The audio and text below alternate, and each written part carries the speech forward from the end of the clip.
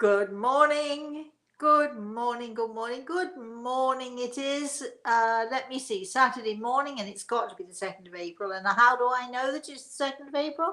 Oh, because it was April Fool's Day yesterday, and my grandson got me well and truly.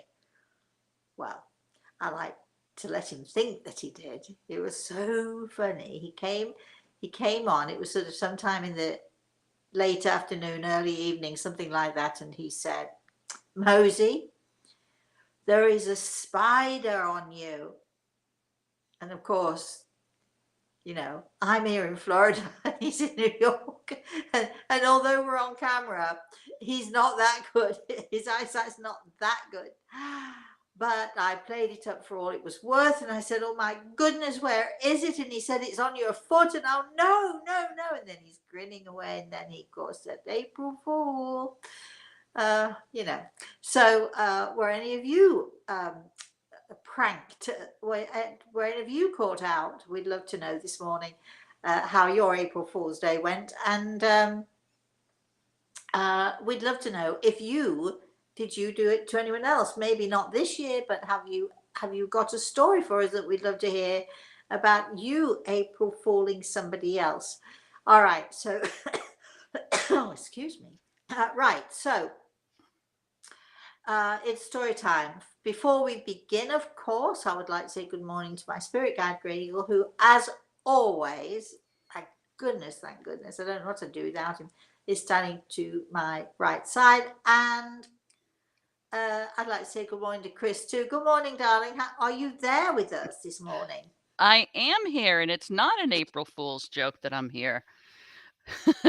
How are you today, Rosemary? How's the weather down there in Florida? Oh, it's beautiful weather. It's in Florida, everybody thinks that it's far too hot, scorching hot, etc., etc. But we're on the west coast. Yes, we're on the west coast. I have to think for a minute then. The west coast of the east coast. Work it out. Anyway, we're on the beaches. We're right on the beaches, and we have the water. So I'm on a small lake, and we have the ocean, which is less than a mile away as the crow flies. And so we get all of these phenomenal and fabulous breezes. And of course, it's even though it's April, it only really gets so hot. The way that people say, how can you stand it in Florida? You can't breathe in Florida for the heat and so on.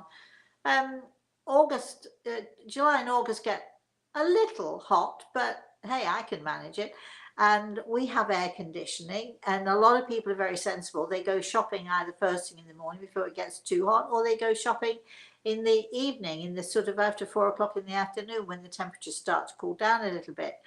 I don't think, unless of course my choice was the Greek islands, or some wonderful place in Italy, or let's go back to the Greek islands. I don't think I would choose anywhere other than Florida, on my coast of Florida, that helps me to be as close to my daughter and my grandson, because it only takes 2 hours and 55 minutes or something. Once I'm on the plane, less than 3 hours to get from Florida to New York. So it's a very easy journey for my daughter, which is why I plumped for Florida in the first place, because I want somewhere warm and where there are beaches and where there's the ocean and the sunsets. Shall I shut up now? I'll stop. How about alligators, Rosemary? We're having a question. Do you have any alligators? Do you see them? Yeah, occasionally. Yeah, I'm on a small lake, so yes, we occasionally see the alligators. But if you don't bother them, they don't bother you. And people imagine that they're crawling all over your gardens all the time, and that's not true at all. And anywhere you live, you've got some sort of little things going on. There are so many countries that have deadly snakes. I mean, good Lord, look at Australia, the big spiders they have there, and the little tiny brown-backed spider that you can barely see. I was in a restaurant once. I'll tell you a story. I was in a restaurant once in Australia with my publicist. I think I'd only arrived. It was my first day arriving in Australia. She took me out for dinner, and everybody's having a nice time, and it's a nice restaurant. We're sitting there, we're just chatting and getting to know each other, and all of a sudden she leapt out of a chair, and my eyes went wide, and she sort of looked at me and she said, "Move," and I didn't know quite where to go, but I moved. And then she's sort of looking on her hands and knees, looking for this spider with a little brown back to it. It was so tiny, apparently, you could hardly see it, but it's deadly poisonous. Did we ever find the spider? No. Did we go and sit back down and eat? Of course we did. You know, what you going to do? So there's always something in every country in the world, and so that's how it is. So you just have to be careful and pay attention. And I honestly think that my country is probably the only country where we don't have seriously deadly stuff going on. Anyway, we don't have hurricanes really. You know, occasionally we'll have a little tornado come through, but nothing really. It's a very calm and beautiful, very, very green land that I come from. Never have to think about deadly snakes, never have to think about deadly spiders, never have to think about any of that stuff, actually. Although I will give you a little piece of information while we're talking about spiders. Chris, do you happen to know which is the most deadly, one of the most deadly spiders on our planet?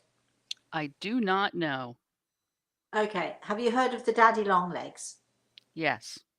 Right, you know that sort of very skinny, really long-leggedy thing that everybody has in their houses. Did you know that it has a deadly poisonous bite to it? I did not, because at kids we allowed the daddy long legs to walk all Yeah, over us. that's right. Right. But do you know why we don't have to worry about it? No. Because its mouth is so teeny weeny weeny weeny that it really can't bite. Maybe insects smaller than it, I don't know. But anyway, it has a deadly and a venomous bite. There's just a little piece of information for you all before we get going. We're talking now deadly spiders. Why are we doing that, Chris? Is that Anyway. the warm up for your scary story? All right, well, it might be. No, my story has nothing to do with spiders, although I could give you a really creepy. Would you like a creepy story about spiders? I'm Yes. not sure, but All right. your choice. Do we have anyone watching us, or are we talking to ourselves? What do we think? Oh, yes, we have a lot of people in the chat room. We've got them from Italy and Colorado and Georgia and California. Hey, And it's bright and sunshiny in most every place for the people who are writing in. So I'm so happy for Saturday how and is how is it perhaps how a is it day off. how is it for you? We actually have good sunshine today. We might get up to 46 as the high. And today, Whoopee. for April, when you're talking about cleaning up and cleaning out, I'm going to go to my storage room and start attacking that. Oh, great. Oh, good luck to you. Let's get back to the deadly stuff, the spooky stuff, the creepy stuff. So, this is not the story. Although, should I just begin? Let me tell two stories this morning. Once upon a time, many, many years ago, right? Before my daughter was even born, we lived in this beautiful house. It was, we moved into it brand new. It was built for us, and it was on what in England we call a housing estate. So there were a number of other houses, and they were all very similar. And it was I love this house. It was, if I think about it, one of my most favorite places to live ever, because I had tons of friends. We used to have neighborhood parties, all instigated by me, I have to tell you. Anyway, it was that kind of a place. So this house, here we are, and it's brand new. Now, in these brand new houses, gone was the fireplace. Gone was the old-fashioned, building a fire with coal or with wood or whatever it is. We didn't have any of that. So these modern houses had gas fires. So the gas fire in my house was mounted on the wall, and then I built a plinth. Yes, I know. I had this conversation with my air conditioning guy yesterday. He, how did you do this, and how did you do that, and who did that for you? And so me, and me again. Anyway, I used to in a previous life. I don't really mean a previous life, you know what I mean? When I was younger, I was a shop fitter. I used to rip out walls and lay down floors, tongue and groove flooring, no less. They don't have that here in the States, or if they do, I've never been able to find it. But anyway, so I used to lay floors and build stuff, and I loved doing it. Anyway, so I had built this very long, sort of like a plinth that sat maybe 3 or 4 inches below the fireplace, raised up off of the floor, and I had tiled it. This was fashionable in these days. I had tiled it, and we stood nice ornaments on either side of the fireplace and so on. And even though it wasn't a proper fire, it was still sort of like a chimney or a flue that ran behind the gas fire, and it ran up and out into sort of like a chimney thing at in the roof. You have the picture now, right? So one day, because I wasn't working at the time because I was very sick, and it was when all my kidney stuff was going on, and so I didn't have a lot to do. So what I used to do was I would often change bedrooms. So I'd move wardrobes around, I'd move beds around, I became sort of very picky with the housekeeping thing, and at some point I kept noticing that there were these big spiders that would sort of pop out from time to time and roam around. And I don't mind spiders, I have to tell you. Not that I would want necessarily, Chris, like you used to have the daddy long legs crawling all over you. Not necessarily that I would have them crawling all over me, but I love spiders. And I don't know if any of you knows this, but spiders only go into friendly houses, or so the tale goes. So I kept noticing from time to time that these spiders were about, and some of them were huge, big black things, and never really bothered me until then I started to notice that they seemed to come and go from behind the gas fire. And I'm just sort of not thinking too much about it until one day I'm vacuuming away, and I notice again that there are 2 or 3 of these nice big black spiders who, excuse me, as I'm vacuuming, they seem to be sort of close to where the fireplace is, and I'm thinking it's very odd. What is going on there? So I decide this day, you can see how bored I am, I've got nothing else to do. I decide this day to move the plinth, and it was a freestanding plinth, so it's easy for me to slide it out. So I slid it out, slid it to one side, put my head down. Oh God. Under the under the gas fire, right? And at first I didn't quite understand what I was seeing. It just looked like a sort of a dark black, sort of a cobwebby thing, until it started to move and wriggle. Can you imagine? There you are, you're on the floor. No flashlight? I don't remember, probably. Your face is this close, right? And the thing, this big ball of stuff, which fills the entire space that I can see, and probably goes up behind the fireplace, up into the flue, but it fills the whole thing. And it's sort of, at first I didn't notice, but it started to move and move and move more, a little bit more. And eventually, when I got total chills and goosebumps all over me, I realized that I'm looking at this enormous nest of spiders. And it was a nest, and it was unbelievable. They must have been thousands of spiders in this big hole behind and up into the flue. And of course they were very happily making their nests, and very happily, and there were tiny babies, and there were big ones, and there were really big ones, and it was really, really creepy. And you are going to now despise me for what I did next, because I didn't know quite what to do. I didn't want to spray them. I mean, why would I want to do that? I didn't want to sort of, well, I didn't want them in my chimney either, did I? Because I could have been overrun by spiders everywhere. And how long it had taken for this nest to grow as big as it did, I have no clue. And the only thing I could think to do was to get the vacuum cleaner and get the hose to the vacuum cleaner and suck them all up. So don't shout at me. I know it was the wrong thing to do. What should I have done? What could I have done? But I sucked them all up into the vacuum cleaner.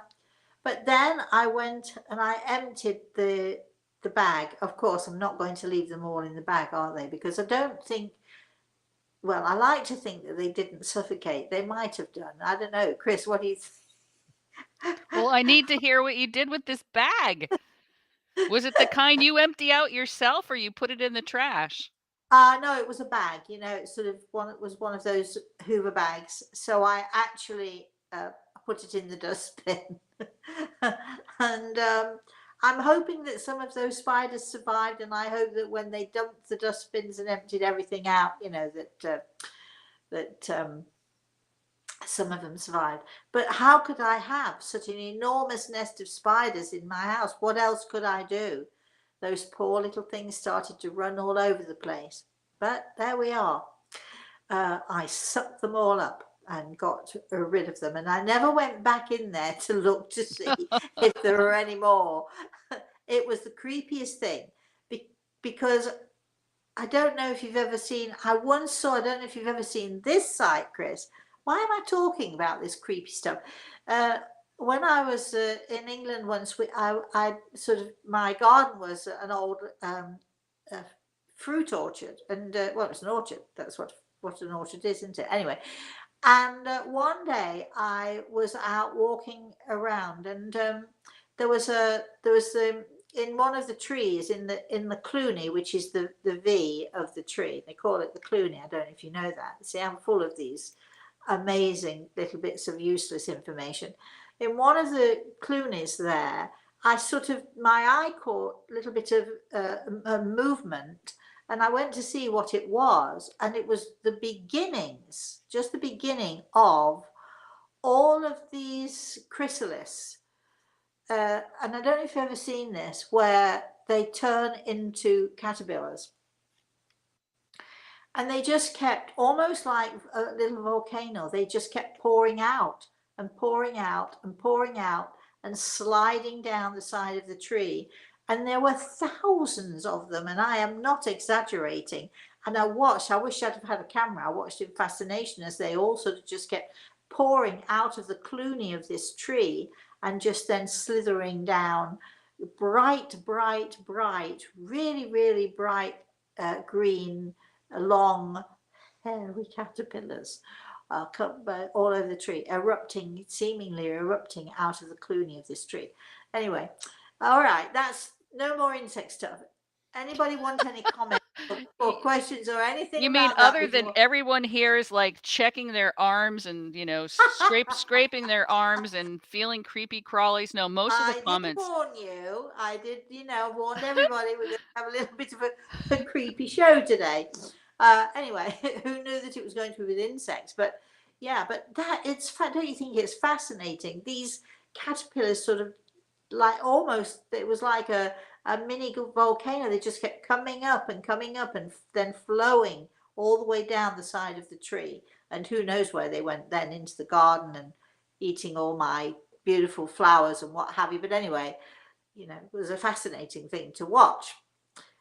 So do we have any comments or questions before I get to my story of the morning? Well, Cheryl's saying, "Oh Lord, I'm getting goosebumps. Icky. Spiders make me shiver." Lorraine's the same. "Oh my God." Cheryl's laughing. Um, Rhonda has a story of a spider that made a web next to her front door that she named Charlotte, and she told everybody coming in and out of the house that they could not disturb dear Nice. Charlotte, from Charlotte's Web. Fabulous. Yeah, yeah, So yeah. some Good for people like you. spiders and some don't. I love spiders, and let me tell you a really, really interesting fact about spiders. Spiders have the best and the most pure aura. If you've ever seen the energy field that surrounds a spider, pure, white, bright light, absolutely beautiful. So I know I don't mind spiders at all, but at the same time, I mean, we're not talking a nest as big as my fist. We're talking a nest like this, however big, and going all the way up the chimney. This was not a little tiny spider's web, and it was not a little tiny spider's nest. It was just a massive, great big ball of moving, creepy, wriggling. The whole thing was just moving all by itself. It was very weird. Any other comments before we go to story time? Well, Emilio's on from Italy and saying he'll never forget that day on the Maurizio Costanza show. Which day was that? I don't know. Well, come on. Tell us what you mean. I was on the Costanza show many times, and we always had some great experiences. So please tell us which one you're referring to. So while we're waiting for that, don't forget, we want to know, if you never forget it, then please tell me what was it about? Is it a spooky story, or is it just a wonderful and amazing story of the spirit world? Or what did I do? What did I say? Give it to us. Come on, tell us a story. All right. So, Chris, any other comments before I dive into my story? Well, Judith says something interesting. The comments of in your orchard, I believe she's referring to. She's calling them web worms, and she loves to watch them. Did you know them as Web web worm. worms? Ooh, you know, I like the idea of caterpillars better. And they were very hairy, and they were bright green with little black dots. And because they were so bright green, you could see these black dots really clearly on them, and then all the hair. They look like caterpillars to me. So I've never seen anything like it before. I've never seen anything like it since. I really do wish that these days, of course, we'd be carrying our cell phones with us, and I would have been able to take a video of it. Wouldn't that have been something? So yeah. Anyway, okay. Is that it, Chris? Yes. Right. Okay.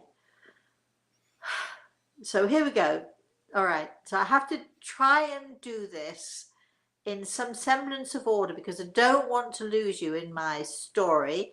But if I do lose you, pay attention, because you can ask me any questions you like once I'm done.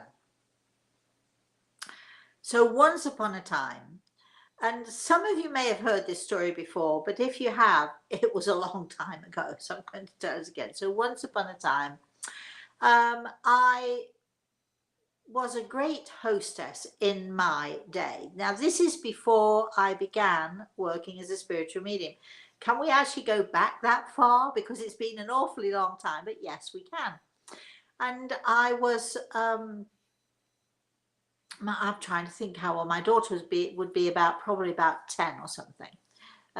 No, she wouldn't. She'd be about 8, because I wasn't working yet. Right. So, okay. So I would, my husband at that time, I should refer to him as my ex-husband, shouldn't I? My husband of that time worked for a fashion company, very big fashion company, where there were lots of bosses. There was his immediate boss, and then there were the boss's bosses, and anyway, so on and so forth. And for some unaccountable reason, I don't recall that they ever went to anyone else's house for dinner, but I was always sort of would get a phone call from my husband, you know, so and so's coming to dinner tonight, or so and so's coming to dinner in a couple of nights. Is that okay? Of course, I couldn't refuse, could I? Because it was the boss and the bosses. So we had lots of dinner parties. Usually maybe at least 2 in a month, if not 3 in a month.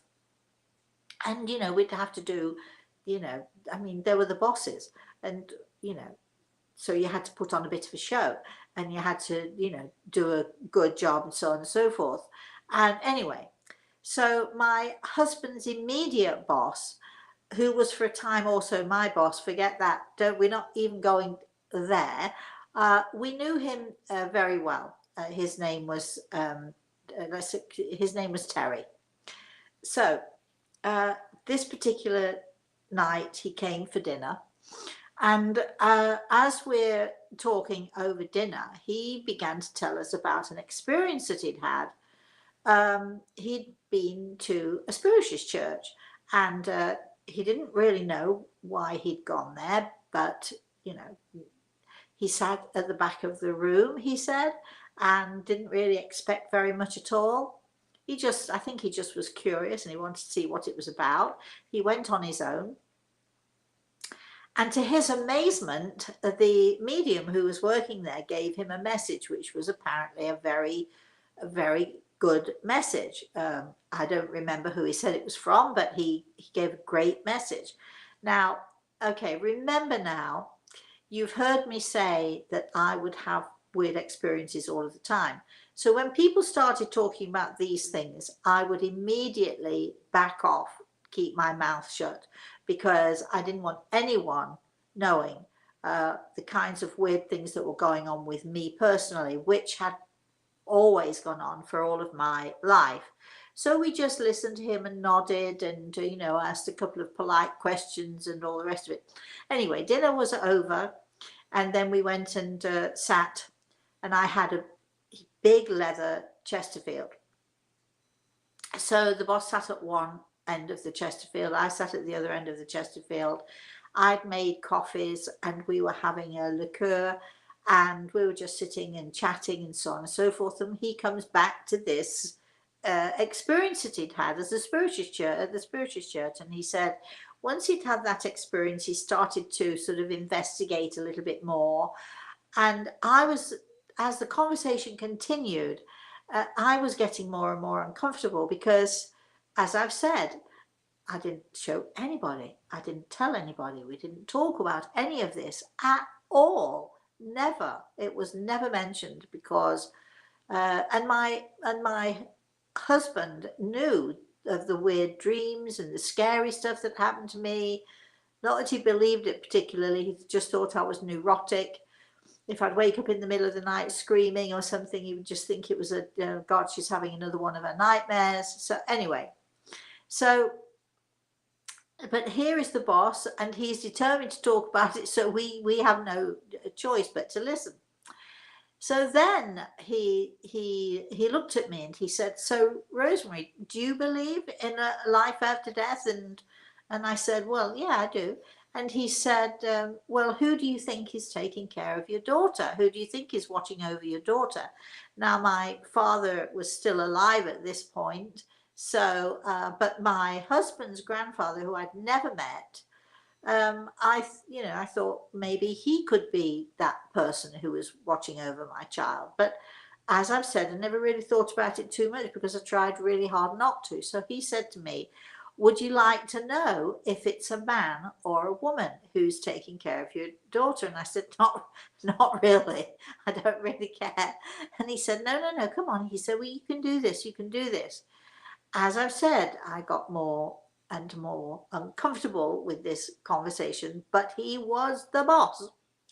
And my husband relied on him, and we didn't want to get fired. We relied on, money to pay the bills, as everybody does. So he was the boss. So he chose the topics. So he said, okay, let's sit a little bit closer together on the sofa. So we sat a little bit closer, and then he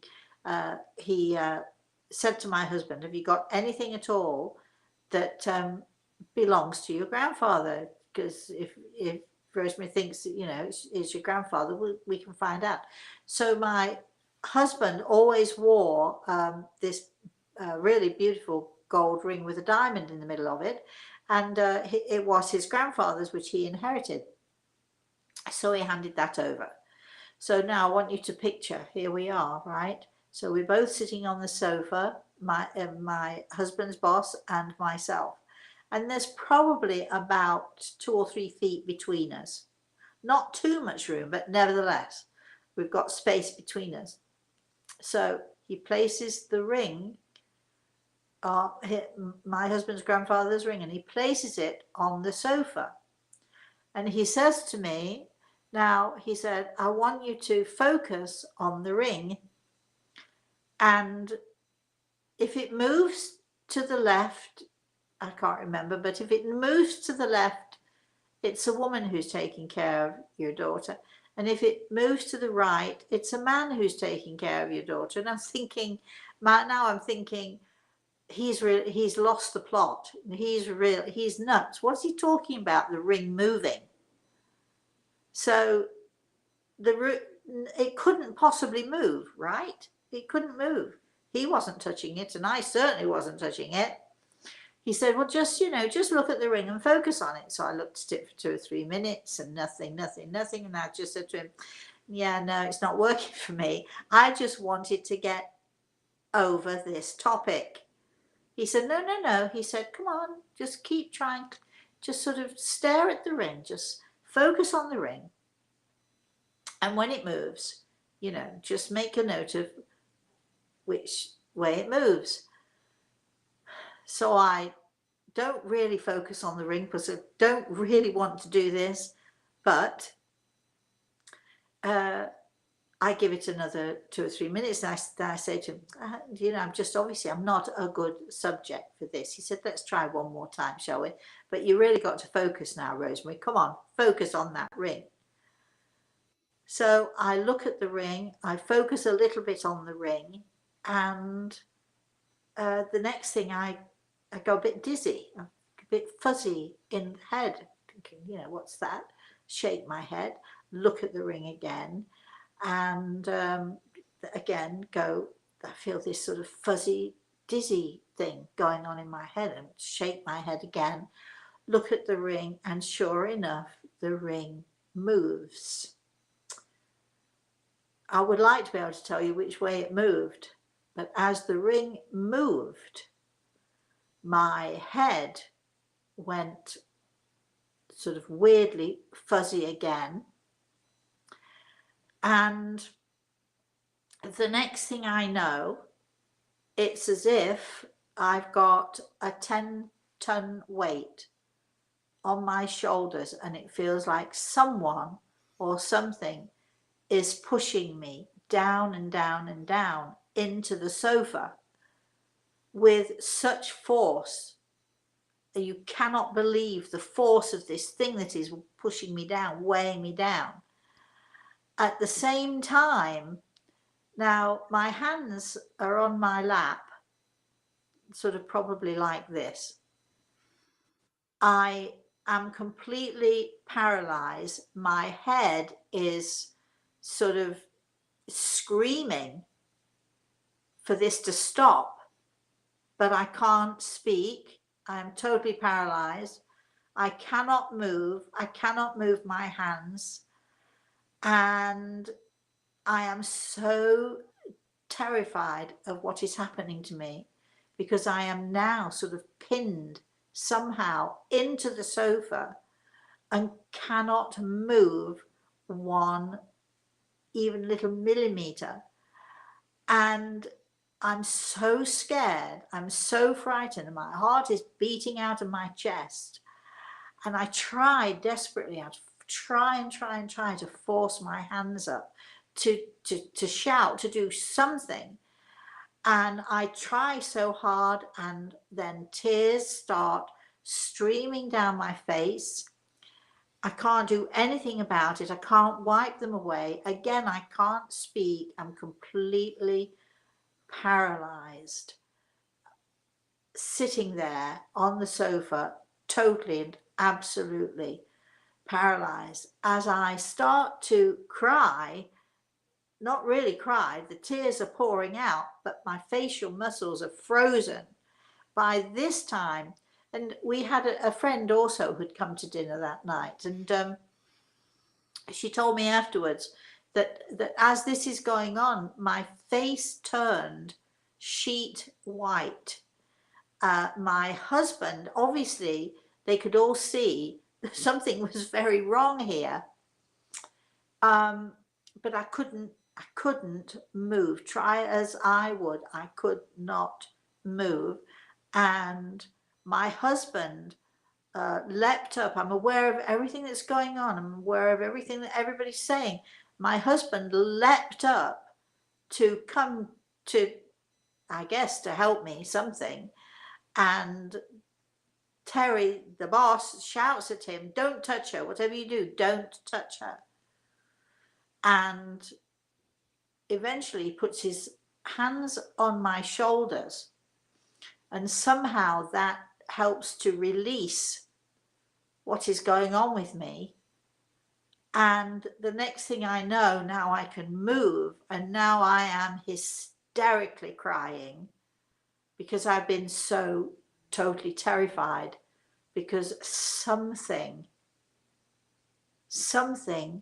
got me. Something seemed to invade my whole body. Something seemed to force me down and to pin me down. Something was working seemingly against me. Eventually, with Terry's help, gave me a handkerchief, and somebody got me a drink of something, and the girlfriend who came for dinner, she's freaking out. She doesn't know what to do. She's totally freaking out because obviously something has happened, because not only did they see this, whatever it was, they saw this frozen image, they also saw that my face, everything about me was sheet white. Now I'm sort of drying up my tears, but my whole body is trembling like you wouldn't believe. It is shaking and trembling, and I can't stop it. And I cannot stop the shaking. So my boss gives my husband instructions, let's take her outside, let's get her a breath of air. So they took me outside, and I got my breath of air, and and eventually calmed down and was able to go back inside. And we went back inside, and now everything's okay, except it isn't, because this is not the first time for me that weird things have happened. Remember that. I've been fighting this stuff since I was a little girl. So now I'm so afraid, and I don't want to talk about it. I don't want anyone to ask me. Terry's saying to me, "How do you feel? What did you feel? What did you sense?" Don't know. And I wouldn't talk about it. Anyway, we calm down and we carry on, and somebody makes me a cup of tea or something, and we're talking normally and naturally again, and everything is back to normal again. And all of a sudden, this thing, whatever this is that's going on, comes over me again. But this time I'm able to shout before it happens, or as it's happening. I'm able to shout, "No, no, no, no, no, no." And Terry grabs me and helps me to my husband, and he helped me to walk outside, and we take another breath of air before eventually, as the evening progressed, it went away. But what was it? We never mentioned it again. When Terry left and my friend left early. She didn't want to have anything to do with it. She was scared to death of watching what was going on. And when they all left, we went to bed. My husband never, ever once, ever mentioned it again. He never asked me if I was okay. He never asked me what was going on. He never said a single word to me. My boss, or my husband's boss, of course, from time to time, he'd call me up, and he'd call me up the next day. You okay? Everything is okay. Dinner was great, by the way. Are you feeling all right? That sort of thing. He was much more solicitous, but my husband, I think, was so terrified by the entire experience. Plus, he'd seen some weird things happen with me before, remember, and had tried to ignore those as well. I think he was so terrified, he just wouldn't go there, just didn't want to know. Did it ever happen to me again?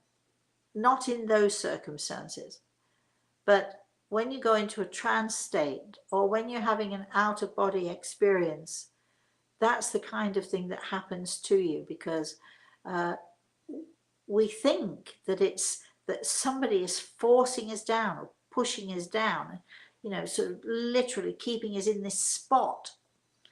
But actually what is happening is our physical body is where it should be, but our soul, our etheric body, our everything that is us, and that spiritual part of us, is trying to force its way out of our body. So although it feels like somebody's pushing down, it's actually something's trying to push out rather than to push in.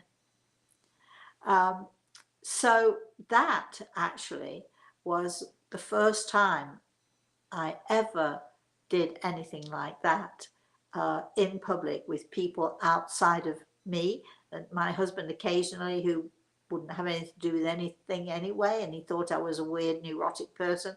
He probably thought that I was dramatizing it all and making it all up. But anyway, that was the first time that my spiritual side came out in front of anyone else.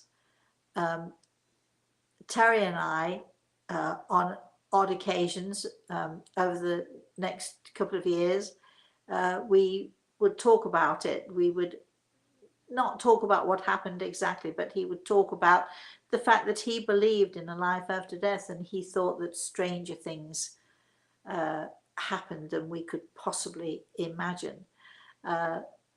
Did it make me feel better? Not likely. I was so scared and so terrified. It was a long, long time before I ever told anybody what happened. But spooky, don't you think? Spooky, spooky. That ring definitely moved. I saw it move before I was completely trapped in my body. Oh, the end. How are we doing, Chris? What? Well, I'm just reading some of the comments, which are starting to come in now. But Good. Judith said, "How awful for the young Rosemary. You didn't Yeah. have Grey Eagle to help you then." Well, I did. I didn't know it, but yeah, you're right. Absolutely, you're right. Well, and it was a little while after that, right, that you got with Mick McGuire Oh, and you yes. began exploring those Yes. types of things? Yeah, it was. I'm thinking it might have been even 3 or 4 years after. Um, I'm thinking that my daughter may well have been about 6 or something at the time. My husband, we were still together. My husband and I were still together, so she must have only been about 6, maybe, or so, 6 or 7, because she was 10 when my husband left. So yeah, so I was a young mother, and my daughter was lying safe and sound in her bed. And maybe one day I'll tell you about how many times I would tuck her into bed at night and get halfway down the stairs when she'd scream out because her bed was shaking. Have I maybe told that story before? Anyway, that's for another time. All Well, right, Chris, keep going. Ji Young wants to know, Who? uh, J.I. Young. Jung Okay. wants to We're know probably, we hope we're not saying your name wrong, but we're pleased to have you here with us. Yes, go ahead, Chris. who moved the ring. Was it you? No, nobody moved the ring. This is the point. The ring moved. Who knew? You know, and um, I've explained when you focus on the ring, my head sort of went fuzzy. So it could have been my eyesight that was, how, if you look at something long enough, it does seem to move or waver or something. Um, but the ring moved. Definitely, the ring moved. Very weird, but I've no idea. I didn't even want to know. I didn't even go down that road. I didn't ask that question because I was too terrified to know the answer. I wondered if it was your soul beginning to leave your body that literally your focus shifted. So from a different focus, the ring would look in a different place. Could be, Chris. Rhonda says, "Oh my, that's very frightening." You're kidding me. I was terrified.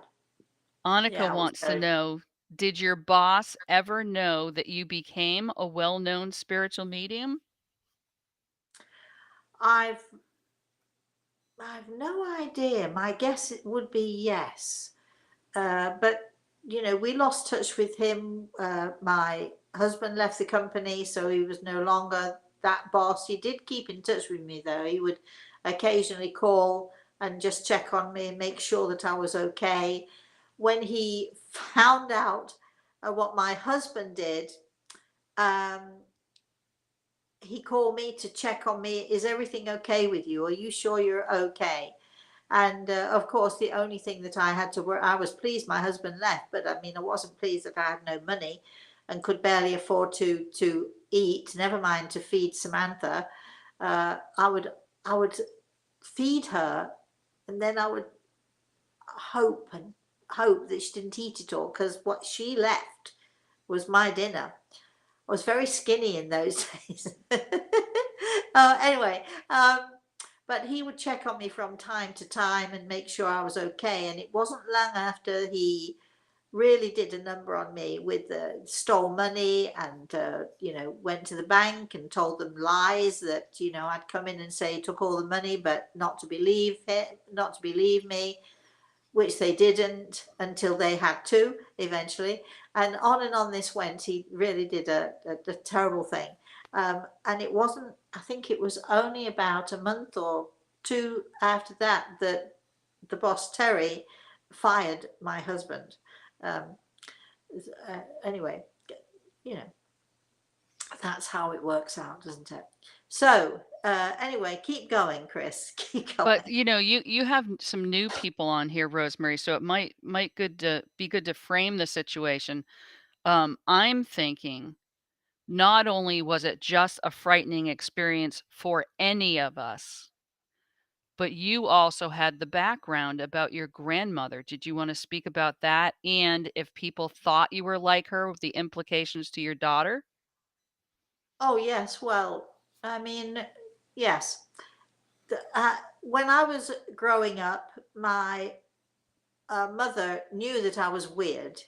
And let's face it, I am really weird. I like to think that I'm a little strange. But I take pleasure in that because I think all the nicest people are a little strange, don't you think, Chris? Anyway, but my mother knew that there was something very odd about me, very weird about me, and I never really fit into the family. I was never, part of the what was going on in the family. My sisters, there were the three of them, and they avoided me as much as possible. And my mother would often say, on a regular basis, if you're not careful, you'll end up like your grandma in the towers. Well, my grandma Eliza, my mother's mother, was she was, when she was alive, she used to have visions, and she used to hear and see all sorts of things. She would hear voices, and she was on a regular basis a voluntary patient in the psychiatric hospital in the city of Leicester, where I was brought up.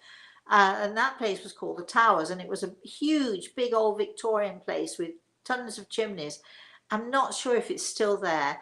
I think it is still there. Massive, big place, and so, you know, my mother would say to me, if you're not careful, you'll end up like your grandma in the Towers. And, you know, when I think back to my grandmother's day and hearing voices and so on, I do wonder if she used to have to have those electric shock treatments and so on. I don't know if she ever did. Nobody ever talked about it, but that used to be the way of it, and that used to be how they would cure people who they thought were crazy. So my grandma Eliza heard voices all the time, but when she heard them really, really strongly, that's when she put herself into the hospital, because let's face it, it drives you crazy. And I had those experiences, not just hearing voices, but seeing things, seeing faces, having lots and lots of weird experiences. And for those of you who don't know me very well, why don't you read my first book, The Eagle and the Rose? Because it is the 25th anniversary of The Eagle and the Rose this year.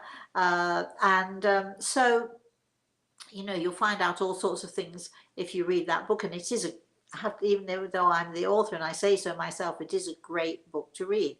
So when you're having these experiences, you know, as a grown up, when I had my daughter, my biggest fear growing up and my biggest fear as an adult, before I had my daughter, was that you know, somebody would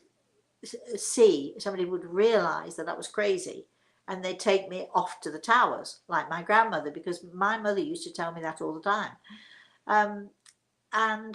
Then when my daughter was born, I had an even greater fear. That bigger fear was that they would put me in the Towers, but they would take my daughter away from me, which is why I never ever spoke to anyone about any of my experiences, and never spoke to anybody about the weird things that I saw or heard or any of that stuff. So here we are sitting on the sofa with this ring between us. It is one of the worst scenarios for me, because it's one of those things that I never ever talked about to anyone. If people started talking about, do you believe in ghosts, I would clam up. I would sort of remove myself from the conversation. I never ever liked to be in that sort of conversation, because I never ever liked the idea of people maybe catching a glimpse of the fact that maybe I knew a little bit more than I did about the things that were going on. So to have that experience for me was perhaps even more terrifying than for most people, because it wasn't the first time. But if I'm now doing it in front of people and they can see me, again, my daughter was just little. I had to protect her. I had to make sure that nobody would come and try to take her away from me and call me crazy. So there we have it.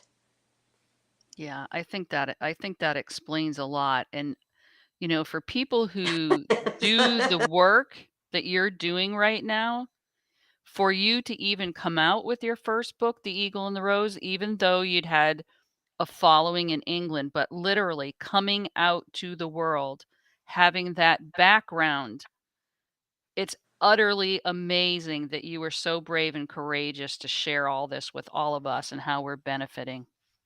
Well, actually, and I have to stop you there, because really it wasn't brave or courageous at all. It was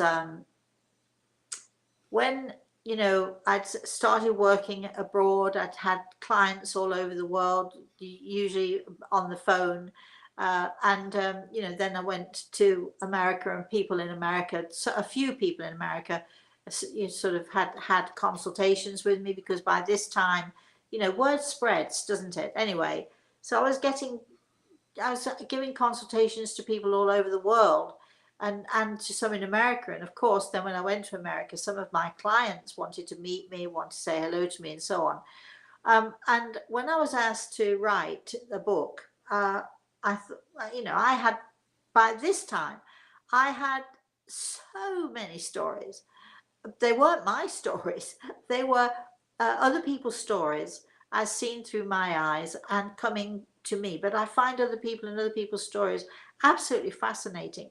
And there are some incredibly brave people who come to see people like myself they lay themselves open, and hopefully they're going to connect with their loved ones, but who's to say?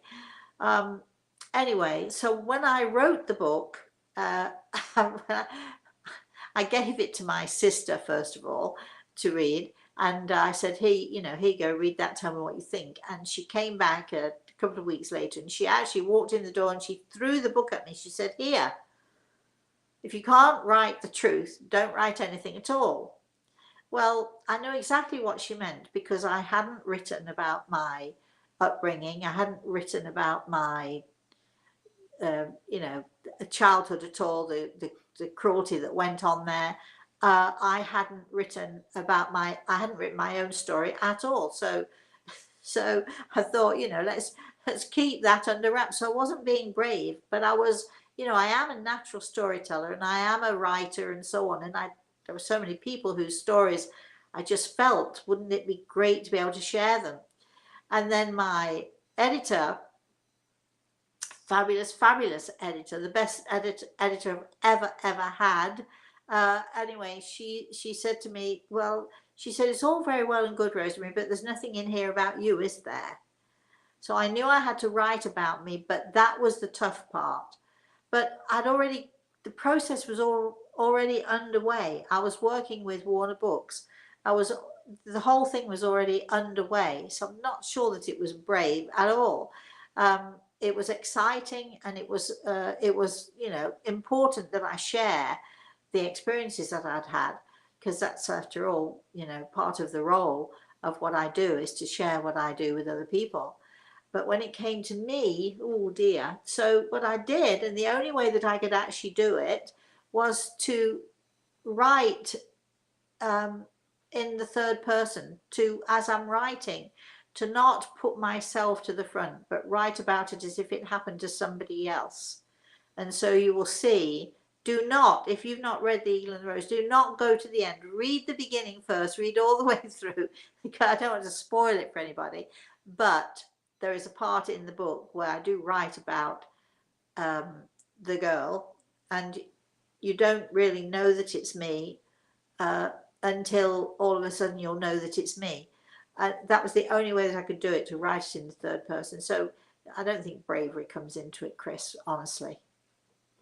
All right, you can have your opinion. Right But, then. Rosemary, can you believe it's 12 o'clock right now? We've already been on for an hour, so I want to be able to read you a few comments that are in the chat room. Yeah, if we can go just a little bit longer, just a teeny bit longer, and because I'd love to hear what people are saying and how people feel about things. Yes. All right, so Helen says, "What a scary experience that must have been for you.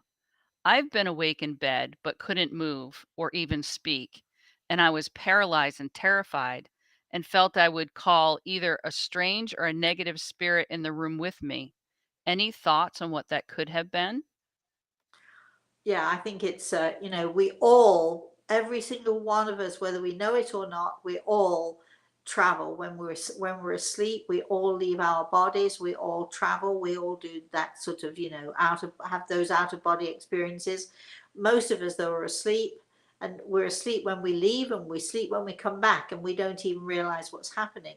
I would say that you've either sort of been so relaxed that you started the process. Your etheric body has started that process of moving, whether it's moving out or whether it's moving in. You do get that same, feeling of totally being frozen.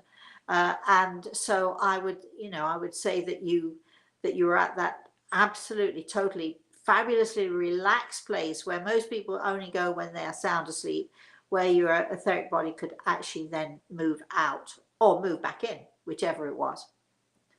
Yes, Lorraine Chris. says that ex-husband of yours was not very nice, an insensitive Really? person. Yeah, yeah. You have no idea. You have no idea. Anyway, let's move on from him, because we've done that many years ago. Barb says, or is asking, would Gray Eagle know who moved the ring?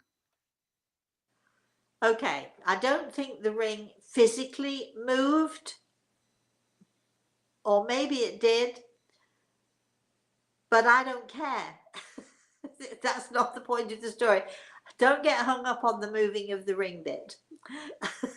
Chris. Judith says that sensation or out of body experience you described happened night after night to me for a few years when I was younger.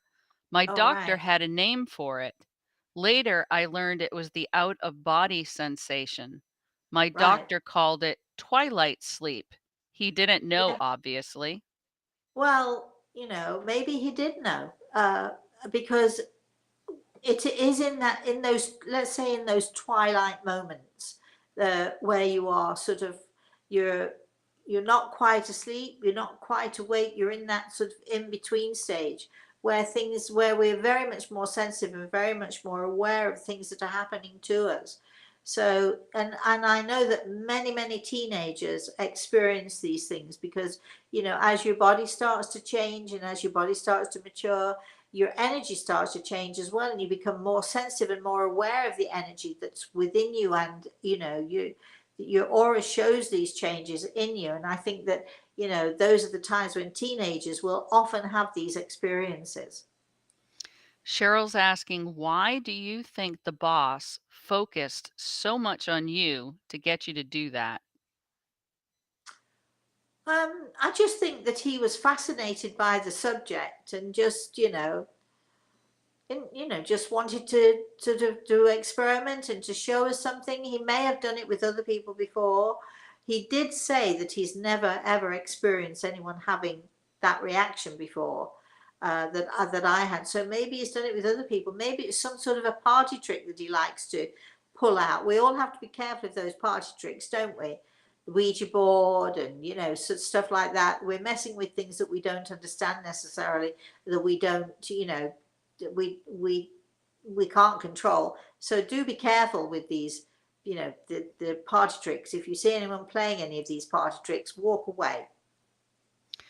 Maggie has written a couple of comments. So today's the 6th anniversary of her daughter's passing, and they're having a tough time today. But she's also asking, do you think at the time you were trying to hold on to your physical and soul from separating, for lack of a description, to travel Sure. as you can now? Yeah, I mean, definitely. I've got a little fly going about here. Uh, Definitely, you try to hold on to, you try to have some control of what's going on. I mean, it took me years and years to dare to actually say, "Oh, go on then," I'll do it. It's terrifying. It can be terrifying. New experiences can be very terrifying. Sarah says, I had an And if I can just say, Gregor is tapping me on the shoulder, that Maggie, she sends her love to you. Just that. Okay. Sorry, Chris. Go on. Oh, I jumped too quickly on that one. I'm No, sorry. no, it's fine. Karen says, I had an experience in a house with many objects moving, doors slamming, etc. Very unnerving to say the least. One Yes. night, while in bed, a dark shadow was over me and I was paralyzed, couldn't move or speak. Finally, I mentally screamed, leave me alone in the name of Jesus. I bet that worked. Yeah. Good for you. Good for you. Um, Jean Beddoes says, hello, it's over 35 years ago. I came and saw you at your home. Who is this? Oh, sorry, it's Joanne. Sorry, a tiny print here. Joanne Beddoes. Hello, Joanne Beddoes. How lovely of you to check in with us. And how was that experience when you came to see me? And did we ever have any reply from Emily? I think it was in who had an experience with me too. Was that? I can't I remember haven't now. seen one. Okay, so yeah, if you've had an experience with me, if you see me before, you came to my house. That's a long time ago. Gosh, we were all a lot younger then, weren't we? Um, uh, let us know what happened. Let us know your experience. Let us, please talk to us. Please, please, please tell us. If you don't want to do it on the show, you can always email us, Chris, Kris, at rosemaryaltea.com. Or if you just want to write, Rosemary at rosemaryaltea.com, feel free to do that too. Chris will answer anyway, regardless. Or go to our website, rosemaryaltea.com. But we really would like, if you've got a story or have an experience with me, we'd love to hear from you. We would really, really love, love, love to hear from you. I hope you had a good experience when you came to my house. Chris, keep going. Well, that's interesting because we have been talking about this recently. When you're giving a consultation, you're in the moment. You're giving the messages back and forth. So it doesn't mean you necessarily remember any details at the end. So if people do have something they would like to share about a consultation, perhaps even, or at an event, and write it down, that might We'd love, we'd love be to hear something we from can you. use later. Yeah. Yeah, we'd love, and I just would like to hear about it myself because it just takes me down memory lane and I remember these things. And I'm thinking even of a memory that I had of a guy who lost his son. Uh, Everything was fine. They went to the pub together. He came home a little bit earlier. His son came in about half an hour or so later. Everything was fine. I woke up the next morning and his son was um, in bed, dead in bed, and he came to see me so many times. If anybody's listening, if you know it's you I'm talking about, or even if you've just had an experience with me, I'd just love to say hello to you again. I'd love to just say hi, and I'd love to know what your experience was like, and has it made a difference in your life, and do you ever remember, and so on and so forth, all of those things. Ji Young says a friend said, uh, I'm her probably in her sleep. A dark figure paralyzed her. She tried to scream, but it said to her, "You're screaming? No one can hear you." And then she said the rosary. What was that? Well, it's probably, it may well have been someone in her family come to visit her. Again, you sort of get into those, let's call it the twilight zone. You get into that half awake, half asleep state there, and your family can come to you, your family can come close to you.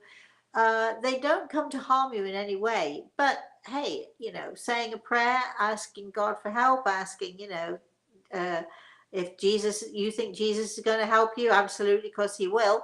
All of those things. But it happens so much more than people, think. And so many people, like myself, in the past, so many people don't talk about it because they're afraid that people are going to think them crazy, or they'll only talk about it if they hear somebody else has had a similar experience, and then they're happy to mention, yeah, well, actually, this happened to me. Um, People don't want to be thought crazy, do they? And very often, when we don't understand something, it can be very fearful for us. And I think when we start to talk about these things, we understand why these things are. We understand what's happening to us, and we're not so afraid anymore.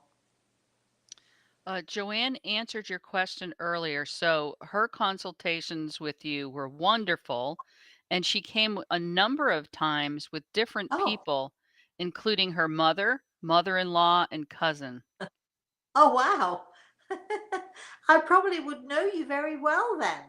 Wow, great. Well, give me a bit more detail because I can't, I've got a Yeah, terrible memory anyway. write to We us want in the more. office, Joanne. That way Rosemary Yeah, can take her time and hear what you yeah, have to say. yeah, I'd love to do that. All right, so we're winding up here, Rosemary. Vicky says you've made a massive difference in her life. Judith is saying thank you. Let's see what else here. Wanda says, thank you for the connection you gave me to my gifted grandmother last spring in my consultation. Spring is beautiful in Montana. We'd love to have you. Wanda, if you could organize something, I'm there. And Chris will be carrying my bags, won't you, Chris? Absolutely. I've never been to Montana. I'd really love to go. Wanda, come on, get going on this. Stop talking about it. Let's do something, everyone. Big sky country. Yeah. It is gorgeous out there. I'm sure it's gorgeous. I'm sure it's absolutely fantastic. Is there anything else, Chris? Because we do need to wind up, and I know you've got to go and empty your, or start emptying your, sort out your, whatever it is, Storage storage unit. unit. Yeah. Spring cleaning. So Joanne says you became friends with my mom, Mickey. Oh, all right then. Well then, let's organize something, can we? Please. All right. I think on that note, all right, if you want to know more about me or about Chris or about the work that we do, you can email Chris, K-R-I-S, what is it? Chris, K-R-I-S, at rosemaryaltea.com. I've lost the plot. Wait a minute, let me get myself together. Or you go to the website, rosemaryaltea.com. There's lots to learn, there's lots to know about, there are more books to know about, that we're going to be doing all sorts of stuff. You should have had the newsletter. If you subscribe, you should be getting the newsletter, and we hope you love it. I think that went out either last night or this morning. It'll be going out today, Rosemary. Oh, okay. All right. So, hey, you'll be getting the newsletter. If you haven't subscribed, or if you haven't, just email Chris, Kris, at rosemaryaltea.com and tell it, can we have the newsletter as well? Can we be put on the list as well? We send out a newsletter once a month. So, all right. So there's so much going on. We are not sure. We did an off the cuff on Thursday night. We definitely will be back next Thursday morning for the Spirit World Sees All, 11 a.m. Eastern Standard Time. And in between times, we're going to be doing a few other things. We're going to be doing some more off the cuffs. We are planning on a wellness day where I'm going to be showing you all how to do healing, connecting with our soul, connecting with our higher self. We're going to be doing that. So anyone who wants to join me for a little healing session, again, you'll know all about it in the newsletter. Do we have a day or a date or something, Chris, or no? No, that's the couple of things that we need to finalize. But Okay. we do have a bottom brick coming up on the 12th. We have a bottom brick exercise coming up on the 12th. We have a very brave soul. Her name is... Oh, now you're going to put me on the spot. It's been too long. Never mind. We got a bottom brick coming up on the 12th, so watch for that as well. We love those exercises, and we love the people who want to join in and be bottom brickers with us. Join the club and be a bottom bricker. That's so much fun and so insightful. Right, that's it. So thank you all for joining us today. Chris, thank you so much, and especially I'd like to say thank you to Great Eagle for all the help and the inspiration and the insights that he gives. Until I see you all again, everyone, please have a very, very blessed rest of the day, and have a very blessed weekend, everybody. Bye-bye.